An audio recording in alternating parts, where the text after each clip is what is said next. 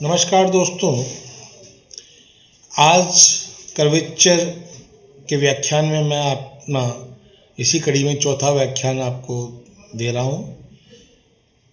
पूर्व के 3 व्याख्यान में मैंने आपको डेफिनेशन ऑफ कर्वेचर और रेडियस कर्वेचर कार्तीय वक्र के लिए कैसे ज्ञात करते हैं,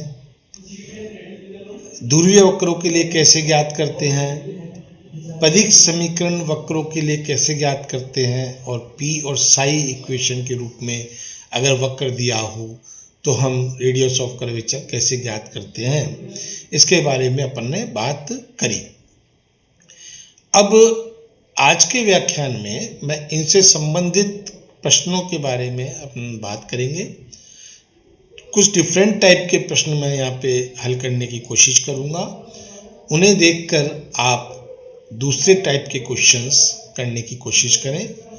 अगर कोई प्रॉब्लम आए तो मेरे से व्हाट्सएप पे द्वारा आप मेरे से पूछ सकते हैं। इसी कड़ी में आज पहला क्वेश्चन है, क्रोडाइड r बराबर a 1 प्लस कॉस थीटा के लिए सिद्ध करो रो स्क्वायर बटा r अचर है, तथा दूसरा है रो 1 स्क्वायर प्लस रो 2 स्क्वायर बराबर 16a स्क्वायर बटा 9, जहाँ रो 1 रो 2 ध्रुव से गुजरने वाली किसी जीवा के सिरों पर वक्रता त्रिज्याएं हैं। क्रोडाइड की समीकरण दी हुई है, r बराबर a 1 प्लस कॉस थीटा, इसका मतलब कर्व दिया हुआ है ध्रुवीय, r बराबर f थीटा रूप में। तो जो वक्रता त्रिज्या का सूत्र है वो ध्रुवीय वक्रों वाला लगेगा, जो कि होता है रो बराबर R square plus D are by D theta का होल स्क्वायर, इसकी होल पावर 3/2 बटेवे R square plus 2 D are by D theta का whole square minus R D 2 R by D theta square. तो इस सूत्र से स्पष्ट है कि हमें D are by D theta और D 2 R by D theta square ज्ञात करना है। तो हम जो दी हुई क्रोडाइड की समीकरण है r बराबर a 1 प्लस कॉस थीटा, इसको थीटा के सापेक्ष अवकलन करते हैं, जो कि आया D R by D theta बराबर माइनस a साइन थीटा, क्योंकि 1 का 0 हो जाएगा, कॉस थीटा का अवकलन थीटा के सापेक्ष माइनस साइन थीटा होगा। इसका दोबारा डिफरेंशिएशन करें थीटा के सापेक्ष, तो ये आ जाएगा D 2 R by D theta square बराबर माइनस a कॉस थीटा।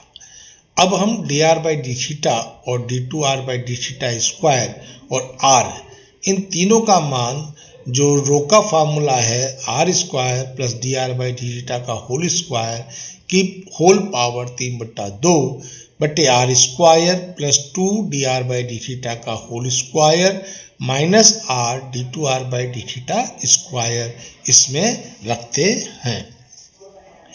तो ये सारे मान हमने रखे। अब त्रिकोणमिति लगाई तो आप देख सकते हैं कि 1 प्लस कॉस थीटा का होल स्क्वायर खोलेंगे तो आएगा 1 plus cos square theta plus 2 cos theta plus a square sine square theta. a square बाहर अगर कॉमन ले लें तो बाहर a क्यूब हो जाएगा, ठीक है, और cos square theta plus sine square theta 1 हो जाएगा, 1 और 1 2 हो जाएगा, 2 कॉमन लेंगे तो 1 प्लस कॉस थीटा। तो a तो बाहर आ गया और ब्रैकेट में आ गया 2 ब्रैकेट 1 प्लस कॉस थीटा, इसकी पावर 3/2। ऐसे ही नीचे हम करें तो 1 प्लस कॉस थीटा का होल स्क्वायर खोलो, 2a साइन स्क्वायर थीटा, इधर कॉस थीटा स्क्वायर। तो ये सब मिलके भी त्रिकोणमिति द्वारा हम हल कर सकते हैं, और अंश और हर को हल करने पर हमारे पास आएगा रो बराबर 2√2a बटा 3 1 प्लस कॉस थीटा की पावर 1/2। अब 1 प्लस कॉस थीटा अपन को पता है क्रोडाइड के सूत्र से, क्या है, r बराबर a 1 प्लस कॉस थीटा है, तो 1 प्लस कॉस थीटा किसके बराबर हो गया, r/a। तो हमने r/a लिख दिया यहाँ पे। अब रो स्क्वायर बटे वे r अगर हम करें इसका स्क्वायर करके तो ये आ जाएगा 8a बटा 9, और 8/9 क्या हो जाएगा भाई, अचर है, क्योंकि ए अचर होता है, 8 अचर होता है, 9 अचर होता है, सारे अचर है तो टोटल अचर, तो ये अपना पहला हो गया। अब हम चलते हैं दूसरे के लिए, जिसमें ये कहा गया है कि ध्रुव से गुजरने वाली किसी जीवा का सिरे पे वक्रता त्रिज्या ρ1 ρ2 है। हम ये मानते हैं कि ध्रुव से गुजरने वाली किसी जीवा के एक सिरे की वक्रता त्रिज्या ρ1 है, तो ρ1 का सूत्र लगा दिया 2√2a/3 1 + cos थीटा की पावर 1/2। 1 + cos थीटा को क्या लिख सकते हैं, 2 cos स्क्वायर थीटा/2, इसकी पावर 1/2 हो जाएगा। सोल्व कर लेंगे तो ρ1 बराबर आ गया 4a/3 cos थीटा/2। अब ध्रुव की जो जीवा है उसके दूसरे सिरे पे हम बात करें और उसकी वक्रता त्रिज्या हम ρ2 माने, तो ρ2 मानेंगे तो कोण भी चेंज होगा। अब कोण थीटा से कितना हो जाएगा, कोण पाई प्लस थीटा हो जाएगा। तो ρ2 दूसरे सिरे पे जो वक्रता त्रिज्या है उसके लिए जो कोण है थीटा, उसकी जगह हमें क्या लिखना पड़ेगा, पाई प्लस थीटा। तो ρ2 बराबर आ गया 4a/3 cos पाई प्लस थीटा/2। तो ये हो गया पाई/2 प्लस थीटा/2। cos 90 प्लस थीटा क्या होता है, माइनस साइन थीटा। तो रूट 2 बराबर आ गया -4a/3 साइन थीटा/2। अब दोनों का स्क्वायर करके जोड़ दीजिए, तो ρ1 स्क्वायर प्लस ρ2 स्क्वायर बराबर आ गया 16a²/9 cos square थीटा/2 plus sine square थीटा/2। अब cos square थीटा/2 plus sine square थीटा/2 किसके बराबर होता है, 1 के। तो ये कुल मिला के आ गया ρ1 स्क्वायर प्लस ρ2 स्क्वायर बराबर 16a²/9। यही हमें सिद्ध करना था। नेक्स्ट सेकंड क्वेश्चन अपन लेते हैं। एक दीर्घवृत्त लिया है जिसकी पदिक समीकरण ली है। पदिक समीकरण हमने ली है 1/p² बराबर 1/a² plus 1/b² minus r²/a²b²। अब वक्रता त्रिज्या निकालनी है। समीकरण किस रूप में है, पदिक समीकरण के रूप में। जब पदिक समीकरण के रूप में अपन को दिया हुआ है तो पदिक समीकरण का फॉर्मूला लगेगा रो का। पदिक समीकरण वक्र के लिए रो का फॉर्मूला क्या होता है, रो बराबर r dr/dp। तो कुल मिला के हमें dr/dp निकालना है। तो जो पदिक समीकरण दी हुई है उसको हम क्या करते हैं, p के सापेक्ष अवकलन करते हैं। जो दीर्घवृत्त की पदिक समीकरण दी हुई है प्रश्न में, उसको हम p के सापेक्ष अवकलन करते हैं। 1/p² का जब अवकलन किया जाएगा तो आएगा -2/p³। 1/a² या 1/b², इनका पदिक अवकलन क्या होगा, 0 माइनस। अब हम r, क्योंकि r और p एक ही, p बराबर r होता है, p बराबर fr होता है, तो r² का करेंगे तो 2r, a² b² ऐसे कैसे। अब r का वो होगा p के सापेक्ष, तो वो होगा dr/dp। अब यहाँ से हम dr/dp का मान निकाल के जो हमारा सूत्र है पदिक समीकरण ज्ञात करने का, रो बराबर r dr/dp, उसमें रखते हैं, हल करते हैं। सिंपल मैथमेटिक्स है, मैं आशा करता हूँ कि आप लोग उसको हल कर सकते हैं। तो रो बराबर आ जाएगा a² b²/p³। तो अगर कोई पदिक समीकरण के रूप में किसी भी वक्र की समीकरण दी हो, first you find dr/dp, then put in formula rho बराबर r dr/dp and solve by simple mathematics, you get answer. Okay, next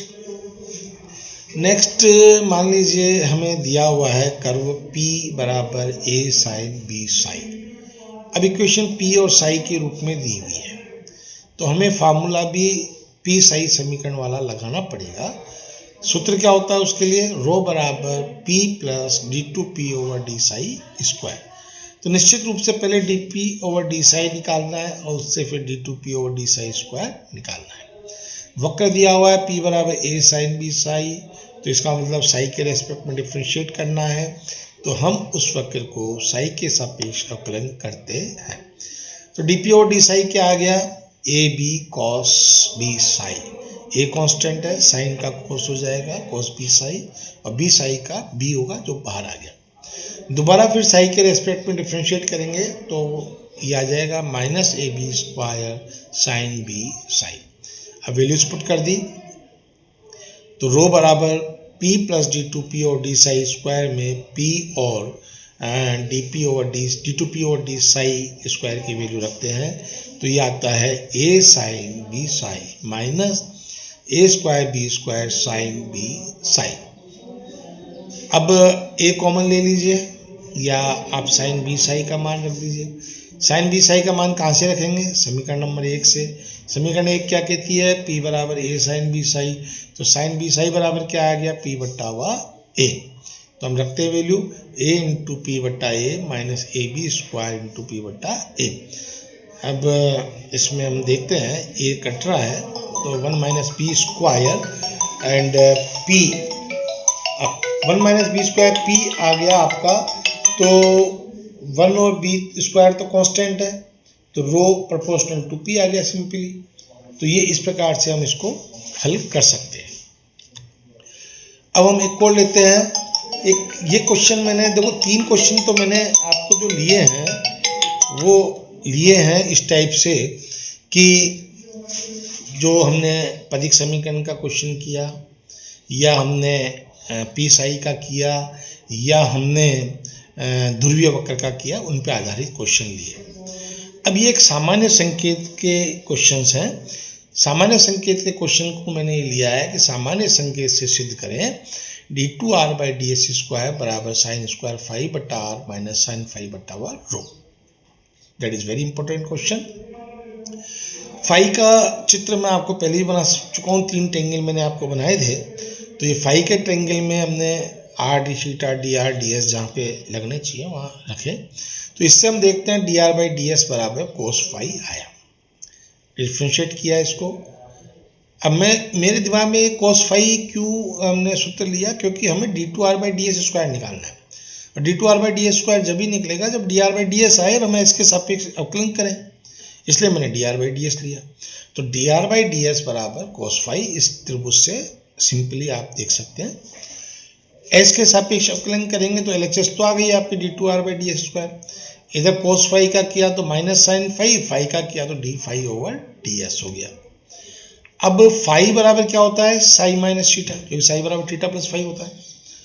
दोनों को अलग अलग कर लिया तो ये आ गया sine phi D theta by D S minus sine phi D psi over D S.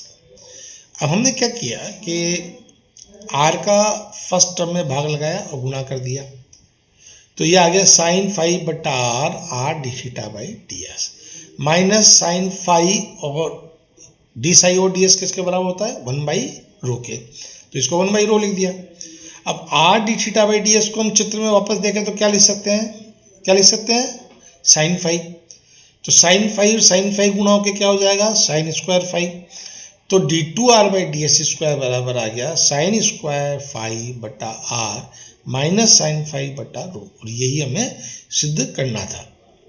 तो इस प्रकार से हम इसको सिद्ध कर सकते हैं और इस तरह के क्वेश्चन को भी हल कर सकते हैं। थोड़ा सा आपको इसमें बेसिक आना चाहिए, बेसिक आएगा तो ऐसे क्वेश्चंस भी आप कर सकते हैं।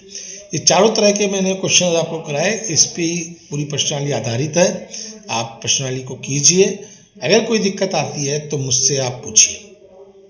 इसके बाद मैंने एक और डिफरेंट टाइप का क्वेश्चन लिया कि सिद्ध कीजिए कि जिन बिंदुओं पर आर्किमिडीज जो सदिश है आर बराबर ए थीटा और अति परवलय सर्पिल जो है आर थीटा बराबर ए की जो अपने पास वक्रताएं आएगी उनका अनुपात 1:3 होगा। सिंपल सा है, आपको वक्रता तिरछा होनी चाहिए, वक्रता तिरछा निकालनी है। इनका प्रतिच्छेद निकालना पड़ेगा सबसे पहले, क्योंकि प्रतिच्छेद बिंदु पर होगा सब कुछ। तो हमने दोनों समीकरणें लिखी, आर बराबर ए थीटा और आर थीटा बराबर ए। 1 से आर का मान 2 में रख दिया तो थीटा स्क्वायर बराबर 1 आ गया। ये इसका प्रतिच्छेद बिंदु है। अब समीकरण 1 जो कि आर बराबर ए थीटा है उसको डिफ्रेंशिएट किया, डी आर बाई थीटा बराबर ए आ गया, D two are by theta square बराबर 0 आ गया। और रो के फॉर्मूले में रखा रो वन, मानते हुए रो वन बराबर R square plus D are by D theta का होल स्क्वायर इसकी होल पावर 3/2 बटे हुए R square plus 2 D are by D theta का whole square minus R D two are by D theta square. मान रख दिए D are by D theta और D two are by D theta का whole square का, और simple गणित लगा के इसको सोल्व किया तो ये आया रो वन बराबर a square bracket theta square plus 1 whole power 3/2 बटा a square theta square plus 2। Theta square का मान रखा, थीटा स्क्वायर का मान कितना आया था 1 रख दिया और हल कर लिया तो रो वन बराबर आया 2√2 a बटा 3।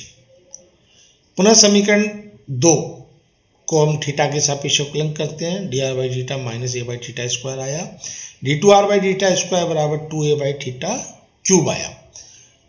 अब हम इन दोनों मानों को वापस वक्रता त्रिज्या के सूत्र में रखते हैं और रो टू ज्ञात करते हैं। तो रो टू बराबर after putting theta square is equal to 1 and solve we get 2√2a। ये मैं हल आपको नहीं बता रहा हूँ, हल आप कर सकते हैं खुद। तो रो वन अनुपात रो टू कितना आया 1:3। बच्चों यहाँ ध्यान रखना ये वक्रता त्रिज्या का अनुपात है। किसका अनुपात है? वक्रता त्रिज्या का। अगर आपसे वक्रता का अनुपात पूछा जाए तो ये मत सोचना कि ये तो प्रश्न ही गलत है, क्योंकि वहां पूछा जाएगा वक्रता का अनुपात 3:1 होगा, ये सिद्ध करो।